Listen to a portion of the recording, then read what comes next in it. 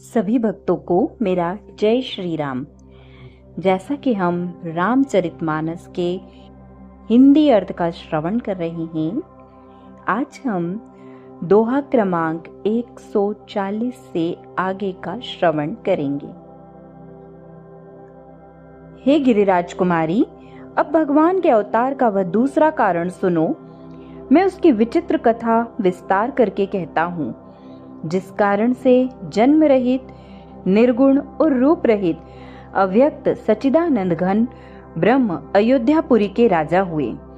जिन प्रभु श्री रामचंद्र जी को तुमने भाई लक्ष्मण के साथ मुनियों का सा वेश धारण किए वन में फिरते देखा था, और हे भवानी, जिनके चरित्र देखकर सती के शरीर में तुम ऐसी बावली हो गई थी कि अब भी तुम्हारे उस बावलेपन की छाया नहीं मिटती, उन्हीं के भ्रम रूपी रोग के हरण करने वाले चरित्र सुनो।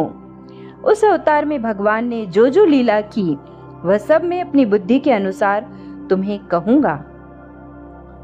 याज्ञवल्क्य जी ने कहा, हे भरद्वाज, शंकर जी के वचन सुनकर पार्वती जी सकुचाकर प्रेम सहित मुस्कुराई। फिर वृषकेतु शिव जी जिस कारण से भगवान का वह अवतार हुआ था, उसका वर्णन करने लगे। हे मुनीश्वर भरद्वाज, मैं वह सब तुमसे कहता हूँ, मन लगाकर सुनो।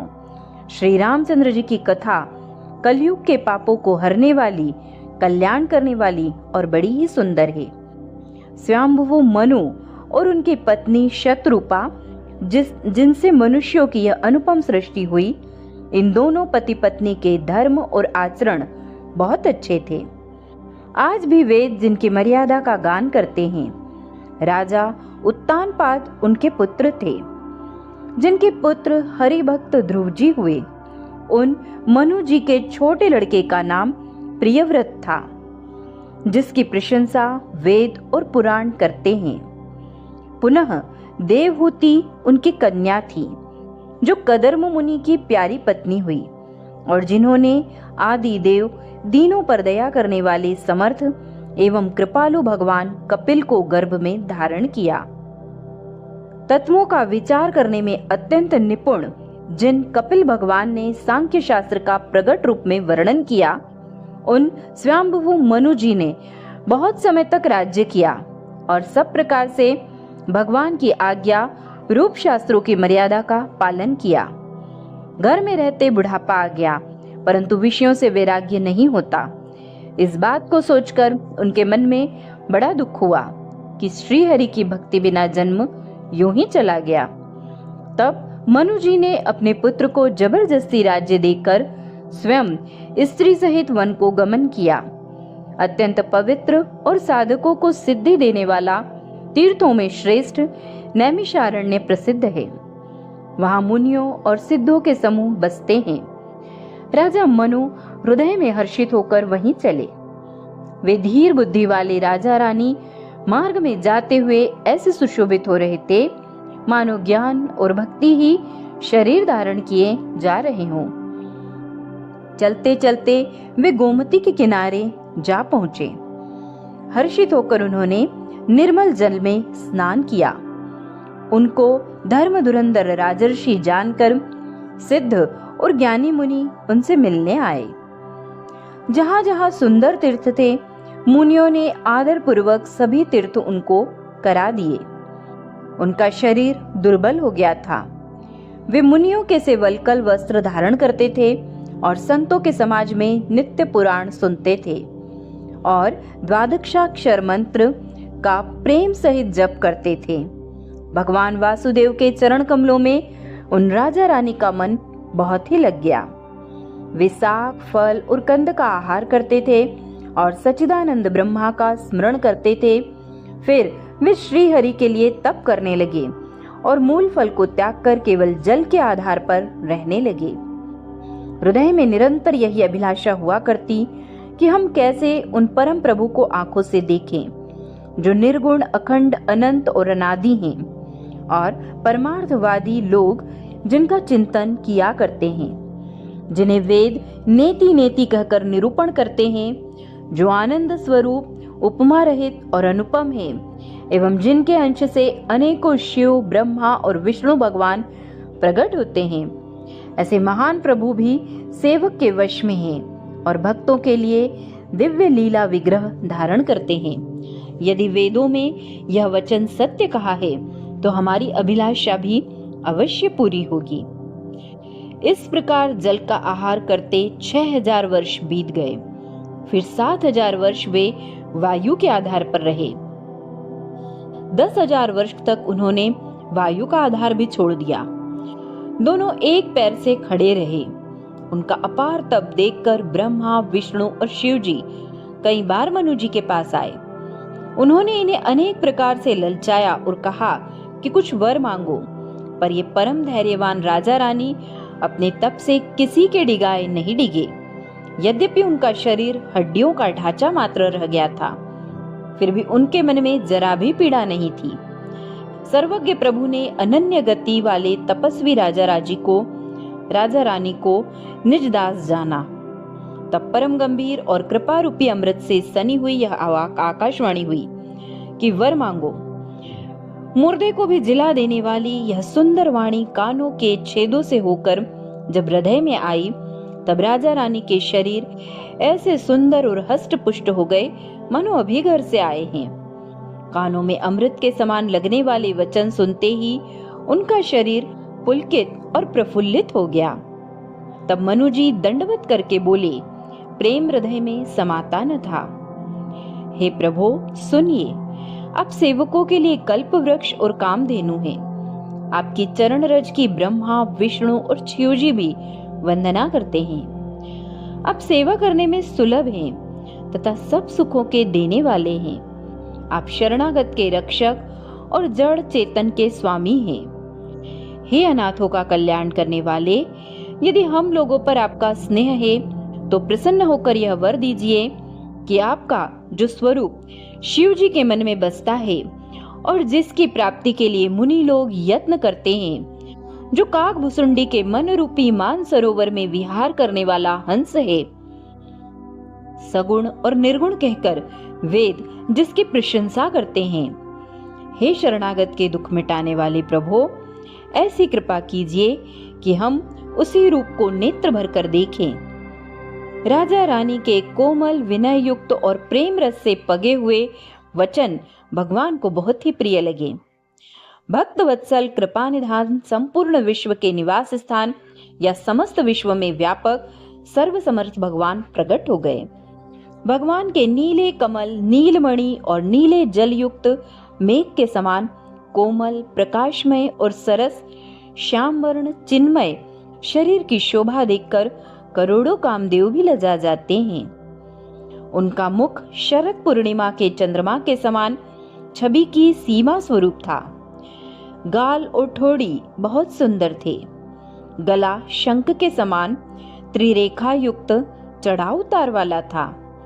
लाल ओंठ, दांत और नाक अत्यंत सुंदर थे। हंसी चंद्रमा की किरणावली को नीचा दिखाने वाली थी।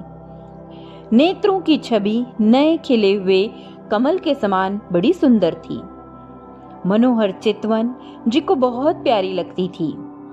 टेढ़ी भौहें कामदेव के धनुष की शोभा को हरने वाली थी। ललाट पटल पर प्रकाशमय तिलक था। कानों में मकुराकृत मछली के आकार के कुंडल और सिर पर मुकुट सुशोभित थे।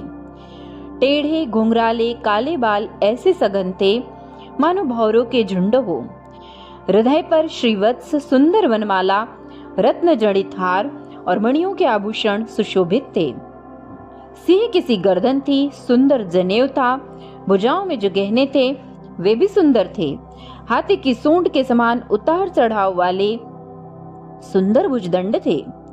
कमर में तरकस और हाथ में बाण और धनुष शोभा पा रहे थे। स्वर्ण वर्ण का प्रकाश में पीतांबर बिजली को लजाने वाला था। पेट पर सुंदर 3 रेखाएं थी।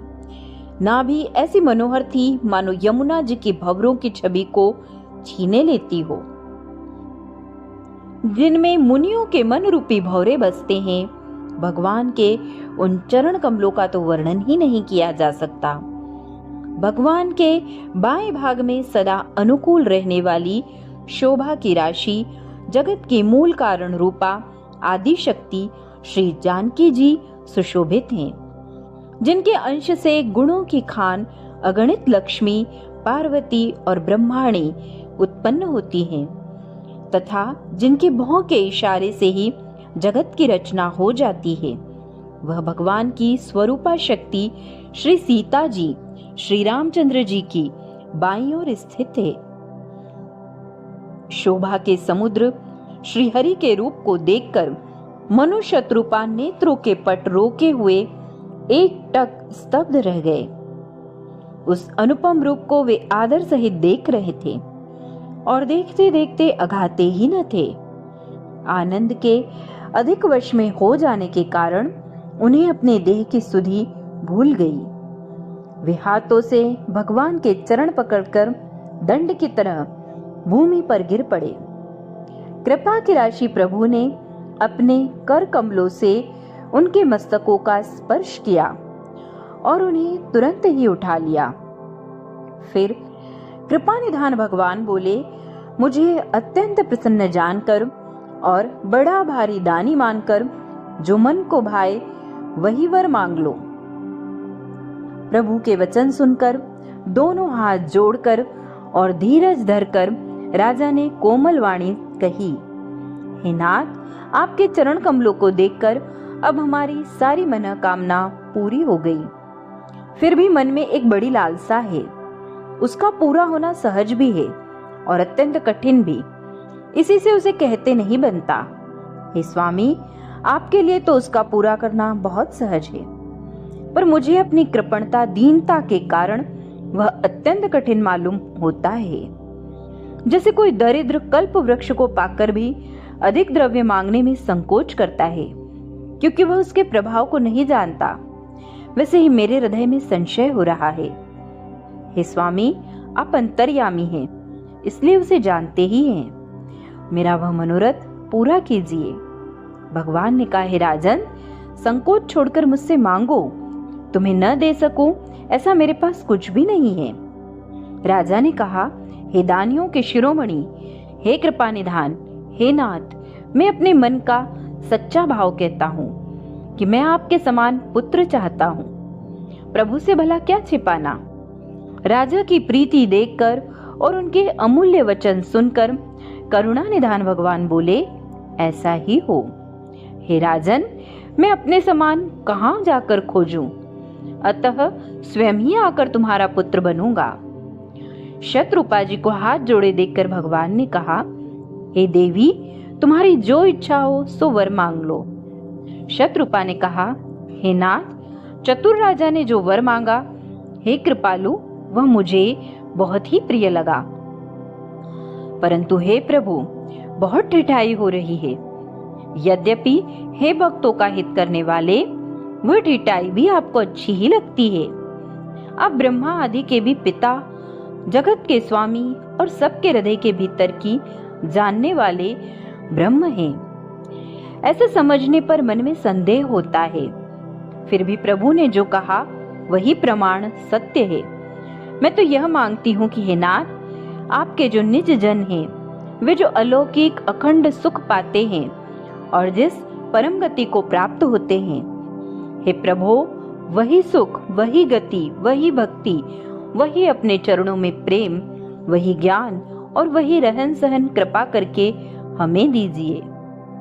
रानी की कोमल, गूढ़ और मनोहर श्रेष्ठ वाक्य रचना सुनकर कृपा के समुद्र भगवान कोमल वचन बोले, तुम्हारे मन में जो कुछ इच्छा है वह सब मैंने तुमको दिया, इसमें कोई संदेह न समझना।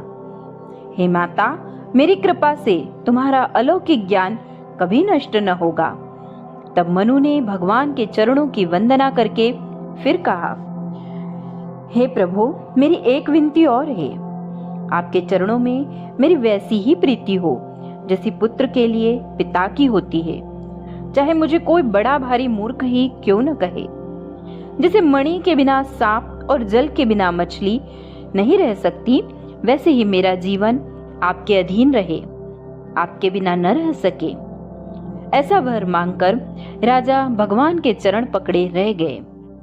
तब दया के निधान भगवान ने कहा, ऐसा ही हो। अब तुम मेरी आज्ञा मानकर देवराज इंद्र की राजधानी अमरावती में जाकर वास करो। हे तात, वहां स्वर्ग के बहुत से भोग भोग कर कुछ काल बीत जाने पर तुम अवध के राजा होगे। तब मैं तुम्हारा पुत्र होऊंगा। इच्छा निर्मित मनुष्य रूप सजकर मैं तुम्हारे घर प्रकट होऊंगा। हे तात, मैं अपने अंशों सहित देह धारण करके भक्तों को सुख देने वाले चरित्र करूंगा। जिन चरित्रों को बड़े भाग्यशाली मनुष्य आदर सहित सुनकर ममता और मद त्याग कर भवसागर से तर जाएंगे। आदि शक्ति, यह मेरी स्वरूप भूता माया भी, जिसने जगत को उत्पन्न किया है, अवतार लेगी। इस प्रकार मैं तुम्हारी अभिलाषा पूरी करूंगा। मेरा प्रण सत्य है, सत्य है, सत्य है। कृपा निधान भगवान बार बार ऐसा कहकर अंतर्ध्यान हो गए। वे स्त्री पुरुष राजा रानी भक्तों पर कृपा करने वाले भगवान को हृदय में धारण करके कुछ काल तक उस आश्रम में रहे। फिर उन्होंने समय पाकर सहज ही बिना किसी कष्ट के शरीर छोड़कर अमरावती इंद्र की पुरी में जाकर वास किया। याज्ञवल्क्य जी कहते हैं, हे भरद्वाज, इस अत्यंत पवित्र इतिहास को शिवजी ने पार्वती से कहा। अब श्री राम के अवतार लेने का दूसरा कारण सुनो। शेष आगे।